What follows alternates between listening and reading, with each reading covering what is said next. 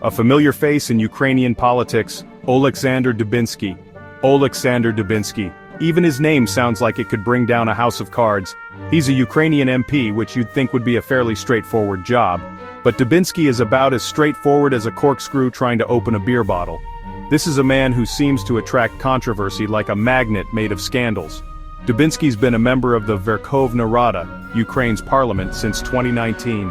In those few short years, he's managed to rack up a rap sheet that would make a mob boss blush. We're talking accusations of treason, spreading misinformation, and even dabbling in the murky world of election interference.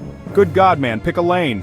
But perhaps the most damning accusation leveled against Dubinsky is his alleged involvement with Russia.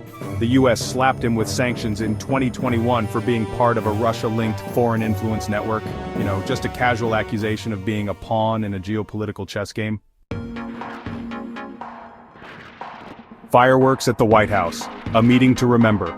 Picture this, the White House, March 1st, 2025. Ukrainian President Volodymyr Zelenskyy is in town, hoping for a bit of that sweet, sweet American support. He walks into the Oval Office ready to shake hands and kiss babies, metaphorically of course. But instead of a warm welcome, he's greeted by a scowling Donald Trump and his trusty sidekick, the ever-so-serious J.D. Vance. Oh boy, this is going to be good.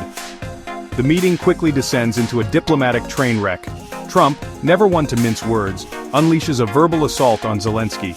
He criticizes his leadership, questions Ukraine's use of US aid, and generally makes it clear that the days of unconditional support are over. Zelenskyy, looking like he'd rather be anywhere else, tries to defend himself. But it's like trying to reason with a rabid badger. The whole debacle was a public humiliation for Zelenskyy, and a clear sign that the US-Ukraine relationship had entered a new, more turbulent phase. And as if things couldn't get any worse, along came Oleksandr Dubinsky, eager to pour gasoline on the already raging fire. Dubinsky's bombshell, Zelensky's impeachment. Dubinsky, never one to miss an opportunity to stick his nose where it doesn't belong, seized on the White House debacle like a starving man on a plate of borscht.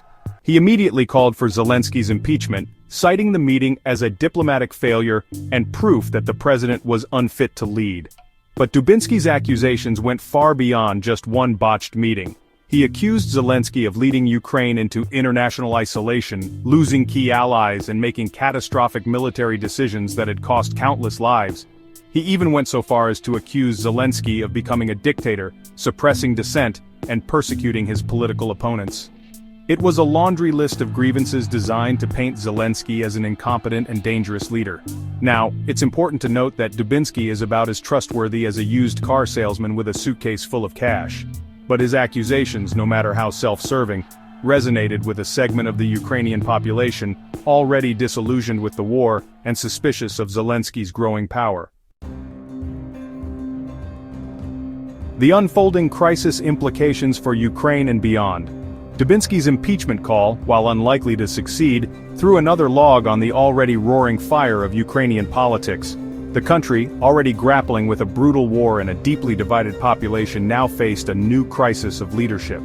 The situation was further complicated by the resurgence of pro-Russian sentiment, fueled by propaganda and economic hardship. The implications of this unfolding crisis extend far beyond Ukraine's borders. A weakened and unstable Ukraine plays directly into Putin's hands, giving him an opportunity to exploit divisions and further destabilize the region. And with the US seemingly turning its back on Zelenskyy, the future of Ukraine and indeed the entire region hangs precariously in the balance.